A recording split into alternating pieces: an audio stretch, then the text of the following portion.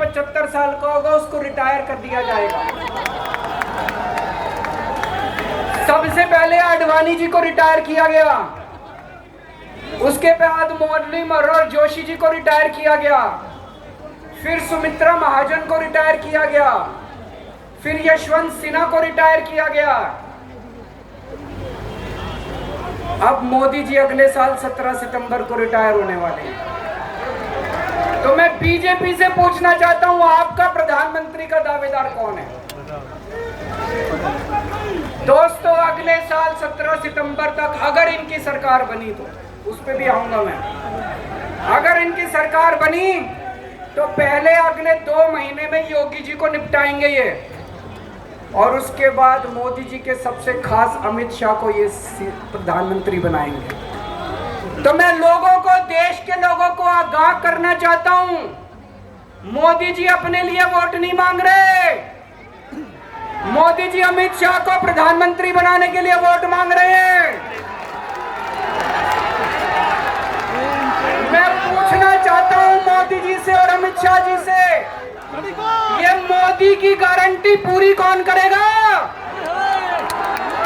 क्या अमित शाह मोदी की गारंटी पूरी करेंगे? जब आप अगर जो वैसे तो मेरे को लगता है, मैं भी आऊंगा उसके ऊपर, मुझे नहीं लगता इनकी सरकार बन रही है, लेकिन जो बीजेपी का वोट देने जाएं वो ये सोच के जाना कि आप मोदी जी के नाम पे वोट नहीं दे रहे, आप अमित शाह के नाम पे वोट दे रहे हैं।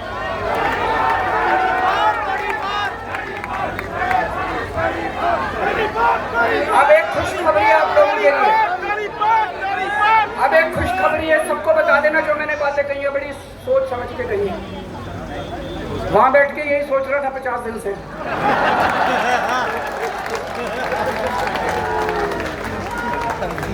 दोस्तों, पूरे देश के मेरे को बाहर निकले हुए 20 घंटे हो गए।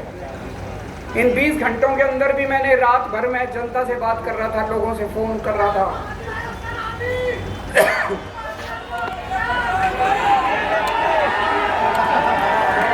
किसानों को गोली चलाने वाला भी वही है। रात को आंधी आई थी,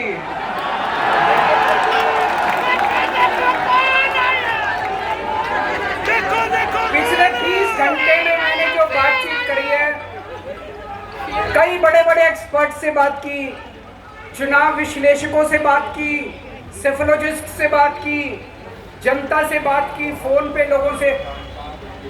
मेरा अपना आकलन है कि 4 जून के बाद इनकी सरकार नहीं बन रही, मोदी सरकार।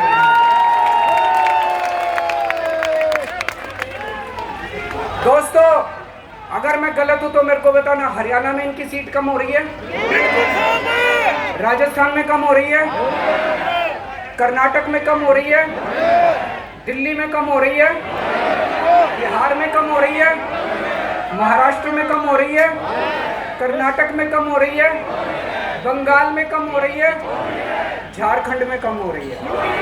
बढ़ कहाँ रही है? यूपी में कम हो रही है। बढ़ कहाँ रही है? बड़े एक भी जगह इनकी सीटें नहीं बढ़ रही हैं। मेरा अपना मानना है, और सट्टा बाजार में भी बच्चा चल रहा है, 220 से 230 के बीच में सीट आ रही है, उससे ज्यादा सीट नहीं आ रही। मोदी सरकार नहीं बन रही है, केंद्र में इंडिया गठबंधन की सरकार बन रही है। आम आदमी पार्टी उस सरकार का हिस्सा होगी, दिल्ली को पूर्ण राज्य दिलाएंगे। दिल्ली का एलजी लोगों का एलजी होगा, दिल्ली का एलजी दिल्ली वालों का एलजी होगा, गुजरात से आया होगा अभी, दिल्ली के लोगों का एलजी होगा, दिल्ली के लोगों का विकास।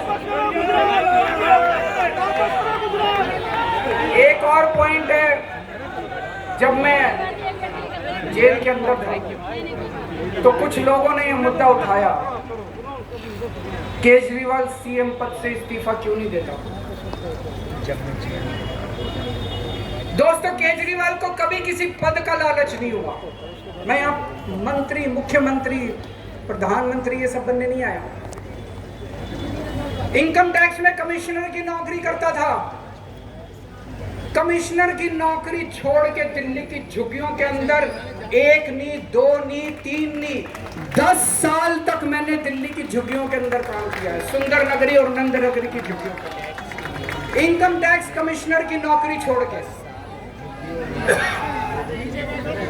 जब मेरे को दिल्ली की जनता ने पहली बार सीएम बनाया, असूलों के ऊपर 49 दिन के अंदर सीएम पद से इस्तीफा दे दिया था। एक चपरासी की नौकरी कोई नहीं छोड़ता। सीएम बनने के लिए लोग अपना दायां हाथ कटाने के लिए तैयार होते हैं।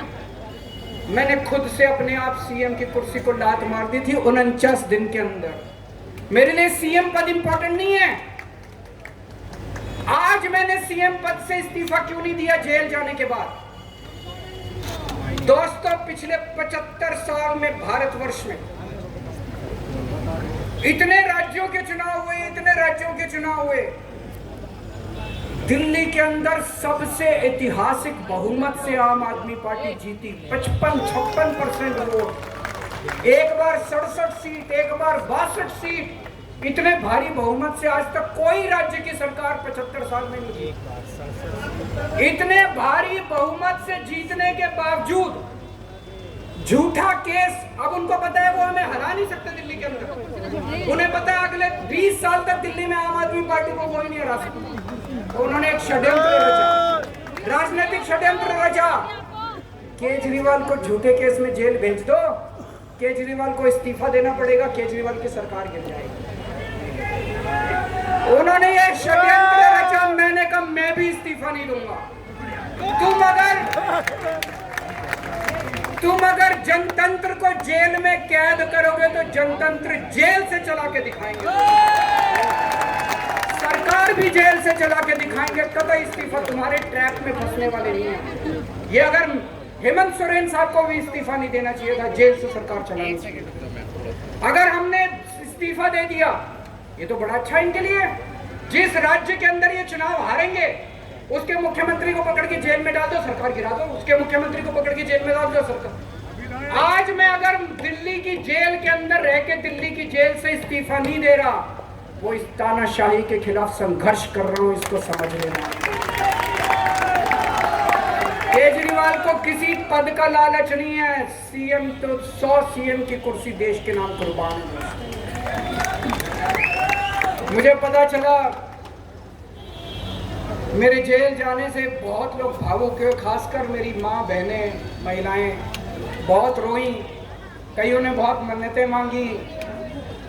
मैं सबका बहुत बहुत शुक्रिया अदा करना चाहता हूँ जिन लोगों ने अपनी दुआएं, करोड़ों लोगों ने अपनी दुआएं भेजी हैं। पूरी दुनिया भर से करोड़ों लोगों ने दुआएं भेजी। उन्हीं के आशीर्वाद का कमाल है कि आज मैं आप लोगों के बीच में हूँ।